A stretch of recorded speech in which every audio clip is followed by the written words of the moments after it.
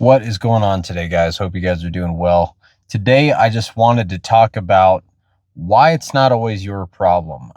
I've been seeing some videos go around of some guys saying, well, I was at work one day and my boss or the dispatchers or somebody came up to me and made a problem that wasn't mine, my problem. Well, I would argue you always have a choice to make it your problem, right? Um, Now it's going to obviously depend on what exactly it is and if it falls within your actual duties or not. It's going to vary, right? But ultimately, it's still your choice, I would argue. It's still your choice whether it's actually your problem or not your problem. But to give an example of that, right? Well, about 2 years ago now, or coming up on 2 years ago, I started at Pilot as a fuel hauler. And shortly after that, they hired on a guy behind me at Pilot who was fired from Gemini Motor Transport or Loves. And this guy had been at Gemini for a while. And Pilot hired this guy knowing full well what his reputation was, which was to, show up to work hours late and throw back loads constantly and make everybody else's life harder. Why they decided to hire him knowing that? Great question. They hired him anyways, and shortly after he got out of training, he started to do what he was known for, which was show up late and throw back loads for no good reason. Now, for those of you who are not familiar with fuel hauling, most of the time, at least at reputable companies like Pilot or Gemini, you are not going to be force dispatched, meaning you are not going to be forced to finish the load and deliver it wherever it's supposed to go for a lot of reasons, mainly having to do with the liability in hauling hazmat. Because if they force you to do a load and, it's a blizzard, for example, and you crash, that's not necessarily on you anymore. That's on them for forcing you to go into the storm, as an example. So as a result, at these reputable companies, if there is a reason for you to not finish the load and have to, take it somewhere else or leave it as a preload for your slip seat driver, they're going to understand and they're going to be cool with it.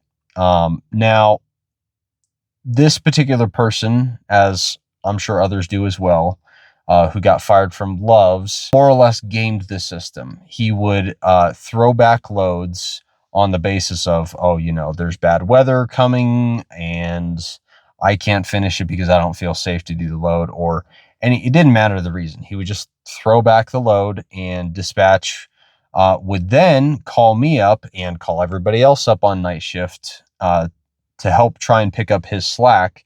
They would call us up and say, hey, little Johnny over here, he decided to throw the load back for whatever reason. Are you able to pick up that load that he was not able to finish?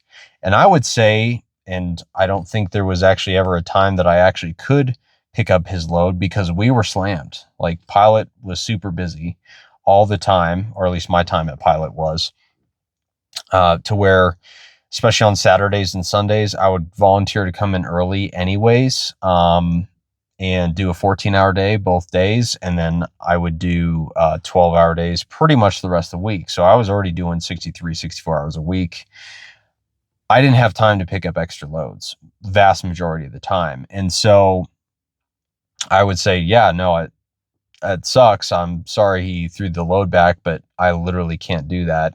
Not possible, because I either have my slip seat coming in, and so I can't make up any extra time, or I'm already doing a 14-hour day, and so it's not legally possible. I didn't make it my problem, even though they came to me trying to make it my problem to solve, if that makes sense. And personally, when I, get those kind of requests, I look at it through the lens of, is it reasonable? Is it feasible? Because sometimes it is, sometimes it isn't. Sometimes they'll call me and say, hey, since you're already at that store, can you do X, Y, and Z? I'll say, sure. It's supposed to be a give and take relationship, especially if you do have a good employer.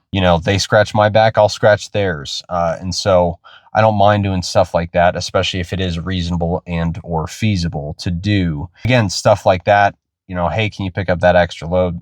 May not always be feasible. And it's going to depend on, your line of work, whether that's in trucking or whatnot. You know, this doesn't just apply to trucking. Point being, ultimately, unless it falls within your specific job duties, you don't have to make it your problem. That line of if it's feasible or reasonable, it's going to look different for everybody, right? And in case you're wondering, pilot had to end up firing that guy anyways.